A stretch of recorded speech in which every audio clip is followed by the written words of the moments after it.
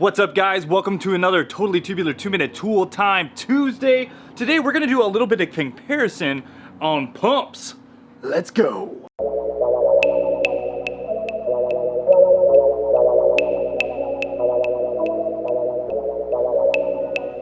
Are you ready to get pumped up? So pumped, so pumped. So today what I wanna do is a little comparison on basically just like air inflator pumps or air compressors, whatever you want to call them. I got two of the same type, and then I got one of the different ones. First, I'll go over this one. This is the new Milwaukee tool. It is a 12 volt. Uh-oh, we gotta grab the battery. It is a M12. Let me grab this. M12 4 amp hour red lithium battery, which is an awesome battery. And this thing, as you can tell, well, it's wireless. So very simply, put a battery in it. It has a couple of little rubber nubs to you know, quiet it down and dampen it down. So what I want to do is a little comparison between this one, and this one, and see how quickly we can take one of my NT-01s from, let's say, I think I'm gonna put it down to 20 pounds to 30 pounds. So we'll just increase it by 10 PSI. Ooh, with those NT-01 goodnesses. All right, let's do that. The second pump I have up here is just my tried and trusty Goodyear 12 volt air inflator. This is just, you know, a 12 volt car one that I've had for some time. I picked it up at Costco a while back, and this is the one that I've been using. This is my newer one, which is great. This one actually allows you to change the pressure. So you can actually just hit it to a preset. You can hold it down. It goes within 5 PSI increments, and then you can use the up and down arrows to get it dialed in. You hit the button, and it gets you to the appropriate pressure. With this, you got to stare at the gauge, and we'll open up this one as well, which is one of those ones you got to stare at the gauge. So this is just a random Amazon one that was sent to me. They call this one an air compressor. They also call it a 2-cylinder air compressor. So you would think that would be kind of fast. Okay, built-in pressure gauge, which is kind of cool. And you know, it's got the little spin on, which is very similar to, well, the Milwaukee one right here. The Milwaukee one, it looks like a little bit better quality than this one, you know, with this, the heat shrink wrap and all that. And then my Goodyear one that I have right here, that one's pretty cheap. That's just got a little plastic nozzle. As far as the pump goes in here, or the compressor goes, comes with a little adapter on this one. Let's say, guys, this totally tubular 2-minute tool time Tuesday is probably going to be about 2 minutes per tool, but basically I just want to go over, you know, compressors and that sort of thing. This is one of those tools that everybody should have, you know, for pumping up your tires on your car. Okay, so my first impressions, got little rubber nubs, they look all right. Decent size motor on this thing, or a decent size, yeah, it's got a decent size electric motor on it. Looks like it has 2 compressors or 2 pistons like they're talking about right here. So who knows, maybe this thing will be decently quick.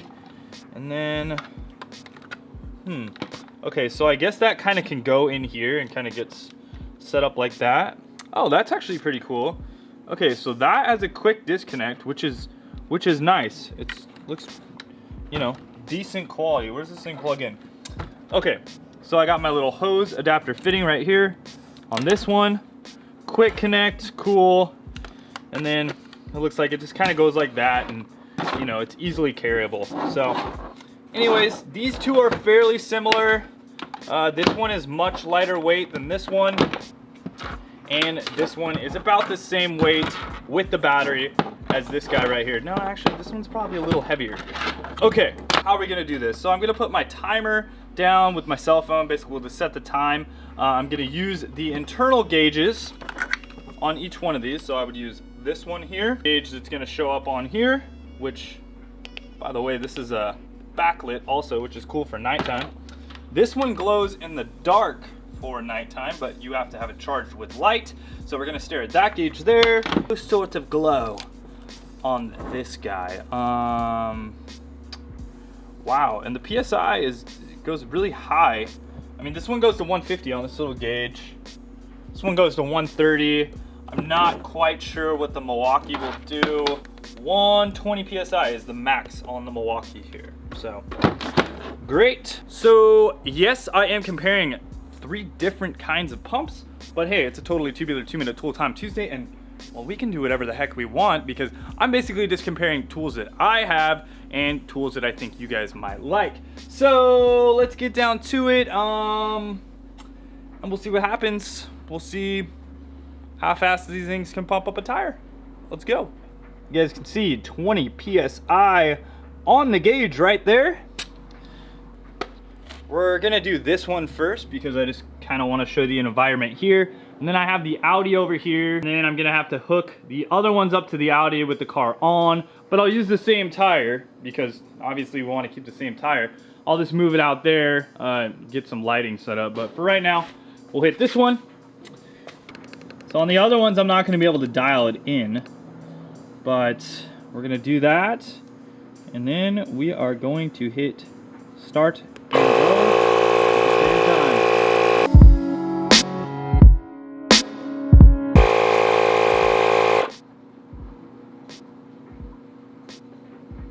Okay, so it's right at about the 50-second mark is where I hit it right there. I just hit the lap real quick, and that was 50.66. So we're gonna dial that in.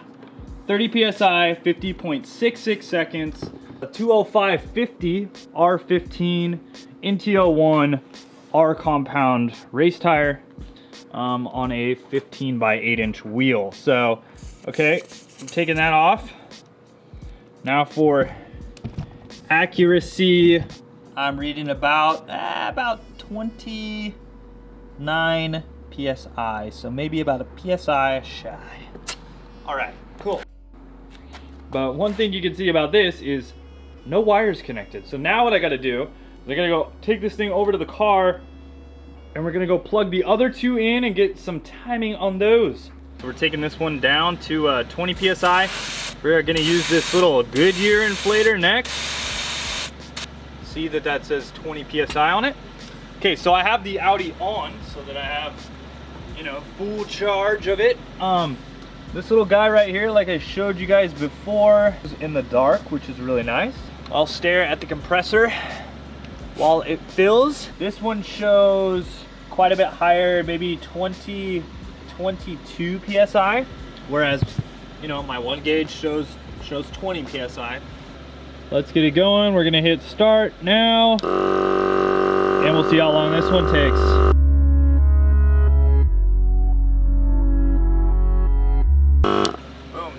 I would say that is at, well, that was about 55 seconds, so I'll stop it. You guys can see that there. We'll get slow-mo that or whatever, but 30 PSI on this gauge here. So we'll take that off, give it a little accuracy test for 30 PSI here. Wow, really low. Super low on this one. That's interesting. That could be one of the reasons why I popped my tire, or my NT-01 sidewall, because if I thought I was coming out at 20 PSI on track cold, it's really coming out at 25. And I know that I was actually, well, I was using this gauge, but I was actually coming out, you know, I was using this compressor, so that could have had an issue on that. So definitely be aware of what you guys are doing out on track, because you may not have the proper PSI. So that's 5 PSI off, so that would actually take quite a while longer to get another 5 PSI on it. I guess what I could do is 5 PSI to that.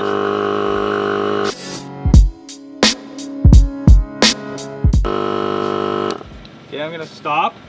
35 PSI right there. Clear this thing out here and put it back on.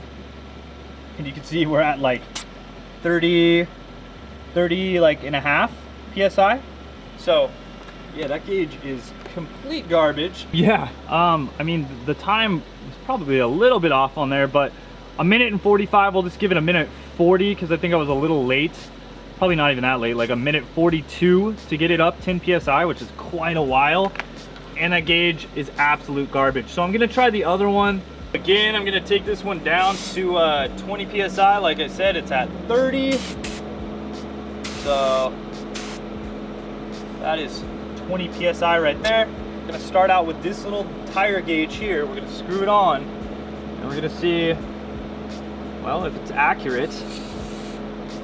Let out just a little bit of air. Okay, already we are pretty dang inaccurate in my opinion. We are almost reading, okay, we're almost already reading 25 psi. I mean, like 24 psi, I guess maybe I would say this thing is reading. We'll take it up to 1 tick, I guess, which is gonna be cheating. We're gonna take it up to 1 tick, which is 5 psi. However, we know that's off, but we're gonna do it anyways, and then we'll read the air, and then we'll, you know, start it and see how long it actually takes to get the accurate reading. So let's go. Well, it definitely has a deeper vibration, that's for sure.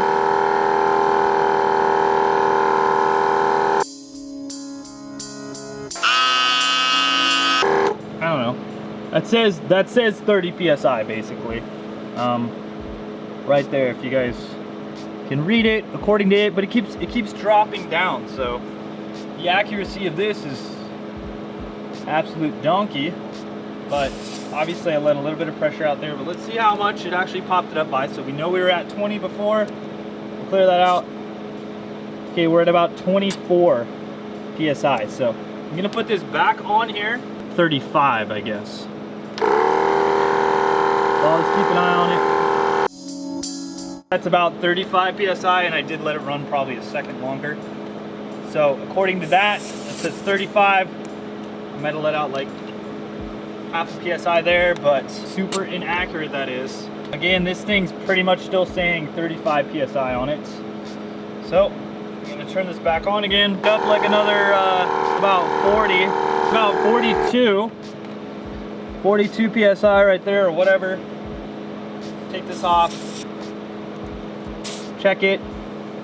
All right, we're at about 32 psi, so that's about as close as I'm gonna get. And you know what? That was about 55 seconds. Yes, topping it off over the top would obviously be good, but you know, if you're just relying on this and you don't have an additional gauge that's accurate, then well, you could run into some issues. So this one's not even that fast. I thought it would be a lot faster. I didn't find it to be that fast, especially because, well, it's super inaccurate. So yeah. And I hope you like that 2-minute tool time Tuesday. I know I'll just say it's about 2 minutes per tool, I guess. Overall, I think this one is the winner, the Milwaukee one, just because PSI was within about 1 PSI range. It was also pretty damn fast, and I can tell you I don't have to have my car on over there, which is great. And I know I'm gonna be using this one at autocross and stuff like that. Now, the other ones, sure, this one probably is a little bit more expensive, but you get what you pay for. The other one that I opened out of the box, I think it's right around $50. And the one I got at Costco is probably right around $20, something like that when I bought it. So anyways, they all do the trick. They do all pump it up. They do different things, but you know, I think it's one of those totally tubular 2-minute tool time tools that you should have in your arsenal when you're well, when you're out at the track, when you're at autocross, when you're ripping around and having fun. You're gonna need something to change those tire pressures. So yep, pick one of these up so you don't have to be that guy bumming air off somebody else. All right guys, we'll talk to you soon. Later, and wrench on.